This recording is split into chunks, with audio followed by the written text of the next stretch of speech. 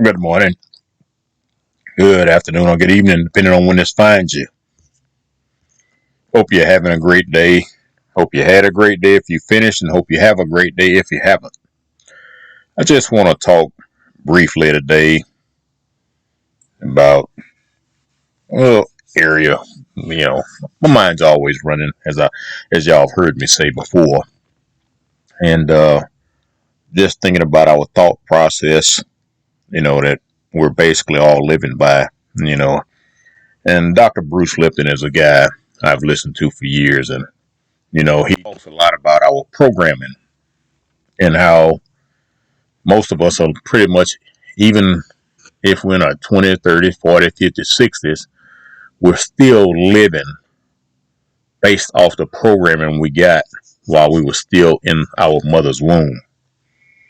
And he said once we came out of the womb, that first 7 years of life pretty much dictates the direction we're going to take. And, I look at a lot of different news stories, online because, I don't watch the news on TV. And I look at the things of uh, children do, teenagers do. I actually just saw last night up in Seattle, Washington, where one of my sisters used to live.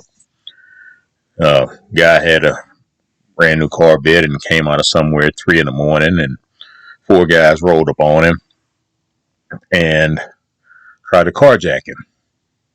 Well, he was packing, and I think he shot two of them, and one of them was a 14-year-old boy. And I know at age 14, I was in the bed sleep at 3 a.m. in the morning. So where was this boy's parents for him to be out at 3 a.m. in the morning trying to carjack somebody? And, I think the other suspect got shot, but I think he took off, and the other two guys just burned off in the car, apparently. And so even whoever the other guy was that got shot, he's going to have to find some treatment for that anyway. Then I saw another one online, 6-year-old, I think my wife, well, no, I didn't see this one. My wife told me about it. A 6-year-old brought a gun to school and shot his teacher. And, the teacher apparently, he told the teacher he had one, and the teacher reported it to the assistant principal, and the assistant principal said, oh, he's just talking. He shot the teacher. Well, it goes back to what Dr. Bruce Lipton saying. Our behavior is what our parents groomed us early on in life. And, all of us can pretty much change, but we have to all make the decision to. Because Walter Lippmann said, if everyone is thinking alike, no one is really thinking. So what does that say about our upbringing and our family? Because if we're all thinking like exactly like our parents, we're going to teach our children to think exactly like us. They're going to teach their children, which will be our grandchildren, to think exactly like our parents, and nothing ever changes. That's why we're still voting for Democrats several generations later. Because go back, my parents were boomers. My grandmother and all them came up during the days of FDR, which is when our first shift came to the Democratic Party. And then that was passed down to the boomers, which would be my parents' generation. Then the boomers passed it down to X, which is my generation. And so the cycle never breaks because we keep repeating the same thought process that was given to us. And then we're still sitting around here blaming Republicans for everything that ails the black community politically. But we don't support the Republicans. We haven't largely supported the Republicans since Dwight Eisenhower received 32% of the vote his last term. But yet, Republicans are the problem. Don't know Republicans control nothing in our community. And that ain't even what I want to talk about. I'm just talking about our thinking, and that was just a perfect example in a moment of thought. But Walter Lippmann said, if everybody's thinking alike, no one is really thinking. And what's the first thing we learn? We learn to think like our parents, just like I stated. Then we learn how to think like our teachers. Then all of us are groomed to think like each other, our peers. Blind obedience is not a virtue. Blind obedience is a death sentence. Each one of us start to slowly die inside when we are groomed to be something other than our purpose dictates. See, obedience to the system becomes convenience for you. Convenience is comfortable. That's why they call it convenience stores. You want something to snack on in the middle of the night, you don't feel like driving all the way to the grocery store. Like down here, the big stores, HEB. We're in Texas. We have Kroger. Most people are not shopping at Randall's because they always say Randall's are too expensive, or Walmart. But the nearest HEB might be 2, 3, 4, 5 miles away from your house, but the convenience store right down there on the corner, within a mile or less. But you're gonna pay a higher price for convenience. Comfortable is convenience. Convenience is comfort. But both of them cost you more than if you'd have paid the full price. See, comfort is a bad place to be in our lives. When we get comfortable in our marriage, it I guess it tends to lose a lot of its excitement. It loses its spark that kind of drew you to each other initially. When we get comfortable in our current work situation, we tend to not pursue other avenues or better avenues or opportunities. See, better opportunity doesn't always come in the form of another job either. We have a tendency to trade our authority for acceptance. See, way too many people in society don't follow because they agree. They follow because they're afraid not to follow. See, it's much easier to follow orders instead of questioning if those orders will eventually hurt you or destroy your soul in the process. See, one of the biggest issues many people, women too, have in this society is their pride. Pride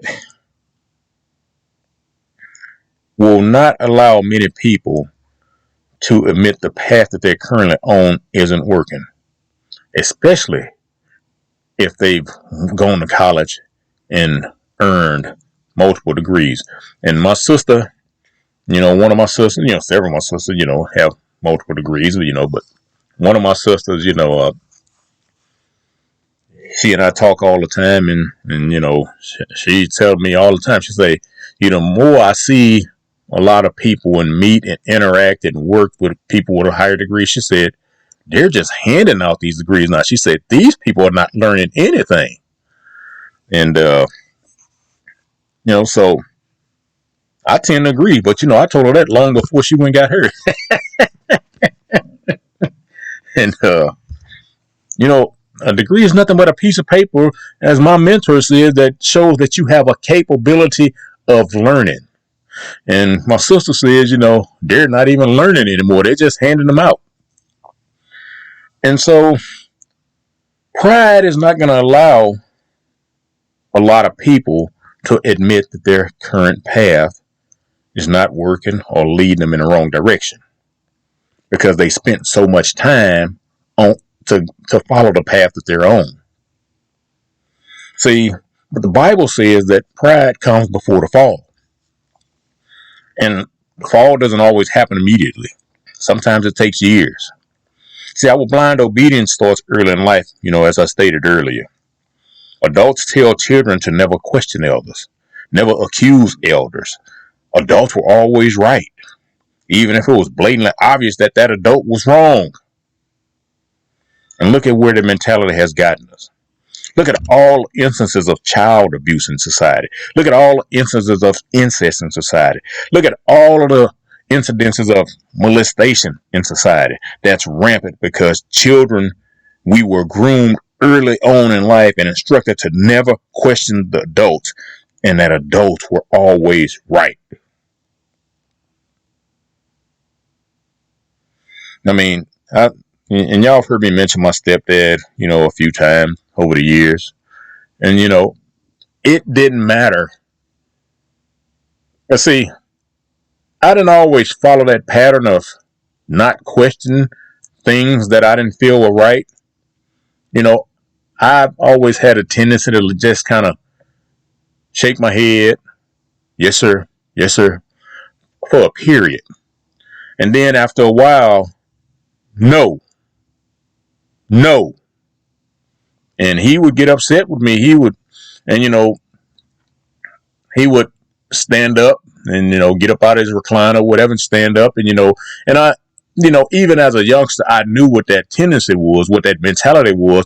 I'm going to stand up and I'm going to assert my dominance over you. And even when he would stand up and he said, "What'd you say?" I said, "No." Now, I didn't scream in a disrespectful manner, but I would say, "No, I'm not doing that." "What the hell you mean?" "No, I'm not doing that."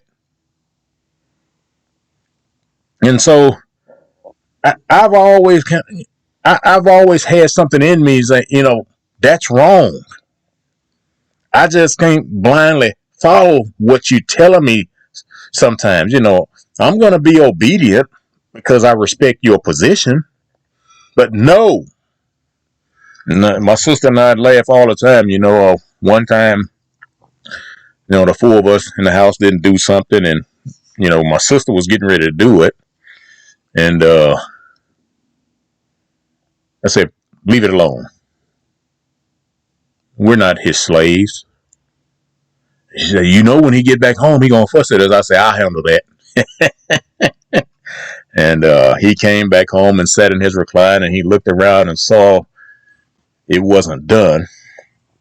And he called us all out of our bedroom and lined us up by age. I was the oldest. I'm the oldest. "Why didn't y'all do this?"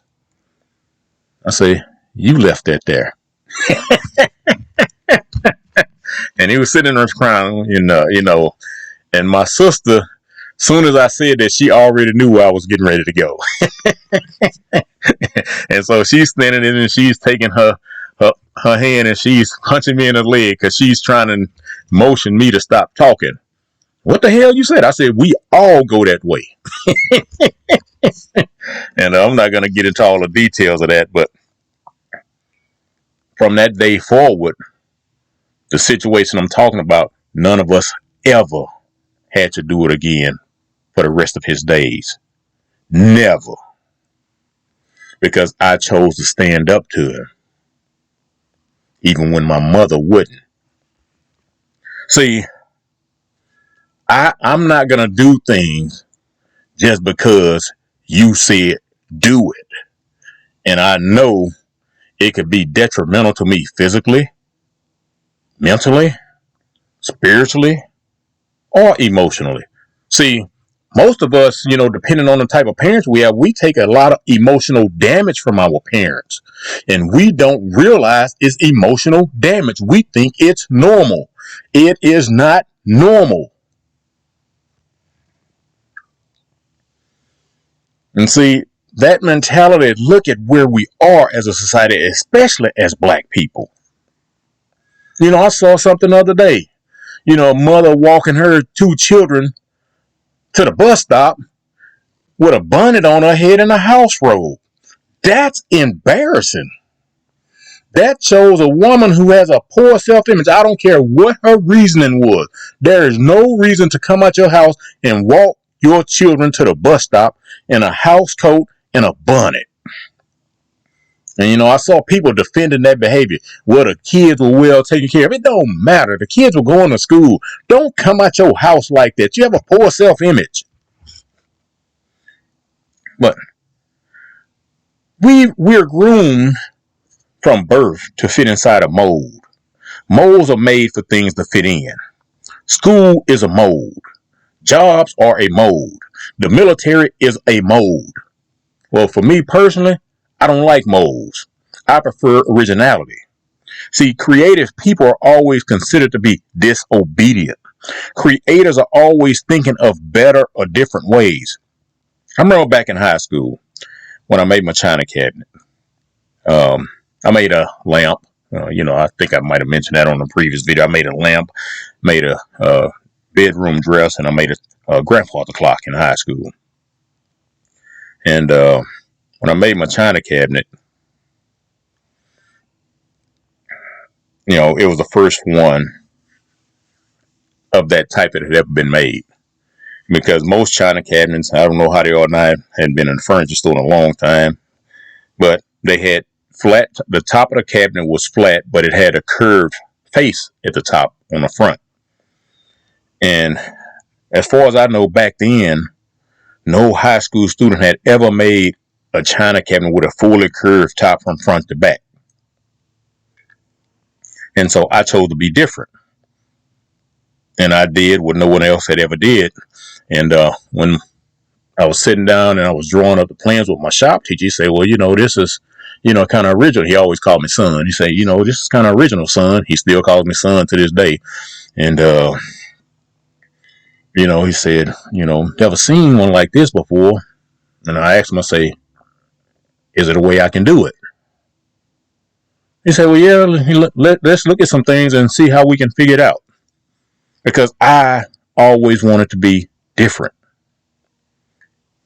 You see, that year in school, me and 4 of my other, classmates made china cabinets, but mine was the only one with the curved top. Everybody else had the flat tops with the facings on it. Mine was the only one that was different.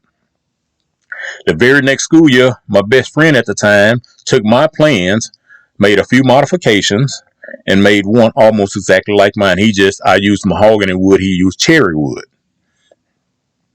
But how many brilliant minds have been stifled because the adults taught us to be obedient? How many great ideas have we lost because people who gave up on their dreams did what they could to also destroy the dreams of others? See, the internet should have been made, I guess, it should have made more people free with the vast amounts of information available. However, it seems to do the exact opposite and enslave more of us.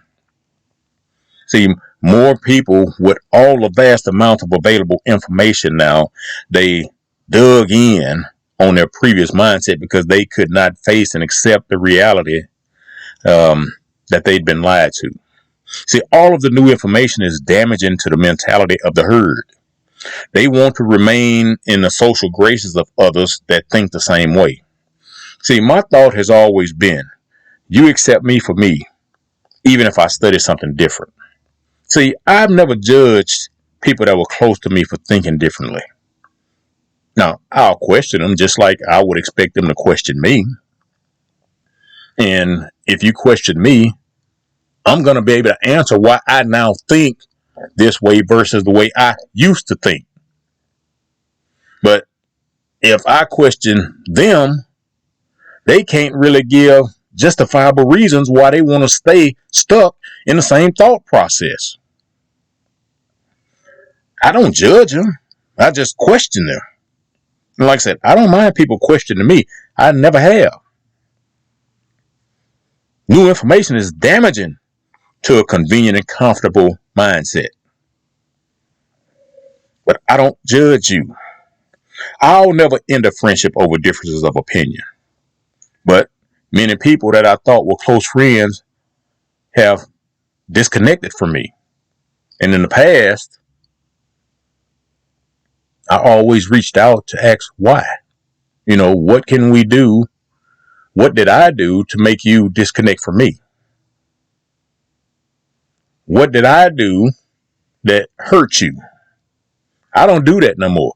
You disconnect from me. And I mean, like I said, I've lost people that were friends of mine years before I ever knew about social media. People, I've done things for. And because of something I posted on social media, they want to unfriend me. And you know what? Like I said, in the past, I would reach out. Hey, what happened? What set you off? What made you do this? Now, don't care. Matter of fact, I went through my phone the other day and Every person that's done me like that, I deleted their phone number. I don't care to ever hear from them again. Period. So I don't judge you for thinking differently. No relationship in our life is perfect because none of us are perfect. Everybody has said something or done something you don't agree with that's close to you. But, I don't know. I got way on that tangent. But look at the social media sites over the last few years. Look at how they silenced many people that went outside of the herd mentality and questioned the narrative surrounding the pandemic. I mean, I had YouTube, remove several of my videos because I talked about it. And I didn't even mention the pandemic. I mentioned a whole lot of other medical situations and information that was given by credible doctors who were credible up until they disagreed with the narrative.